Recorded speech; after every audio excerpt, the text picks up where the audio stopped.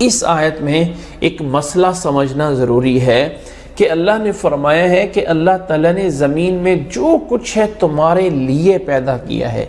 اس سے ایک بات سمجھ لیجئے کہ زمین کے اندر ہر چیز حلال ہے، ہر طرح کا جانور، ہر طرح کا کھانا، ہر طرح کی چیز حلال ہے۔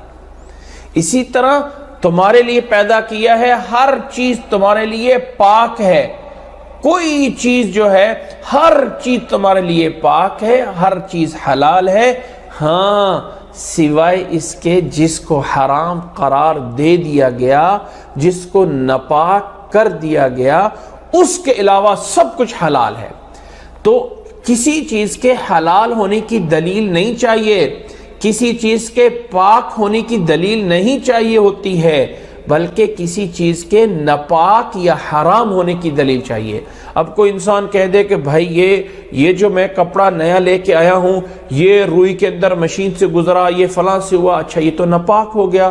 نہیں، ناپاک ہونے کی مجھے دلیل چاہیے، اس کے بغیر کسی چیز کو ہم دنیا کی ہر چیز کو پاک سمجھیں گے جب تک کہ اس کے ناپاک ہونے کی دلیل نہ آ جائے۔ اسی طرح ہر چیز کو حلال سمجھا جائے گا۔ حلال ہونے کے لیے دلیل نہیں چاہیے ہوتی ہے، حلال ہونے کے لیے اتنی دلیل کافی ہے کہ اللہ نے فرمایا هو الذی خلق لکم ما فی الارض جمیعا، زمین کا جو کچھ ہے اللہ نے تمہارے لیے بنایا ہے۔ تو جو بھی ہر طرح کا کھانا، ہر طرح کا پینا، ہر طرح کا پہننا، ہر طرح کا معاملہ کرنا، دنیا کے جتنے بھی اعمال ہیں وہ سارے کے سارے حلال ہیں، جائز ہیں، سوائے اس سے جس سے منع کر دیا گیا۔ جبکہ جو دین کی عبادات ہوتی ہیں وہ ایسا نہیں ہوتا، عبادات میں اس کے الٹ ہوتا ہے کہ سب کچھ منع ہے سوائے اس کے جو اللہ نے بتایا یا اللہ کے رسول نے بتایا کہ یہ عبادت ہے۔ ہم اپنی مرضی سے عبادت نہیں بنا سکتے۔ میں کہہ دوں فجر کی جو ہے وہ 2 فرض ہے، میں 4 فرض پڑھ لیتا ہوں، ایک رکعت میں 2 سجدے ہیں، میں 4 سجدے کر لیتا ہوں، 4 رکوع کر لیتا ہوں، کیا حرج ہے؟ تو نیکی ہی کر رہا ہوں نا، کوئی گناہ تو نہیں کر رہا، میں 4 فرض کر رہا ہوں، کوئی ایک فرض تو نہیں نہ کر رہا فجر کا، میں ایک کی 2 کی بجائے 4 پڑھ رہا ہوں، تمہیں اس میں کیا اعتراض ہے؟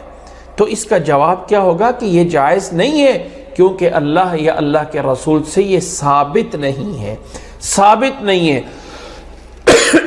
ثابت صرف 2 فرض ہیں، ثابت صرف 2 سجدے ہیں، ثابت صرف 1 رکوع ہے، جبکہ دنیا کے اندر سب کچھ حلال ہے سوائے اس سے جو منع کر دیا گیا، سب کچھ جائز ہے، سب کچھ پاک ہے سوائے اس کے جس کو ناپاک کر دیا گیا۔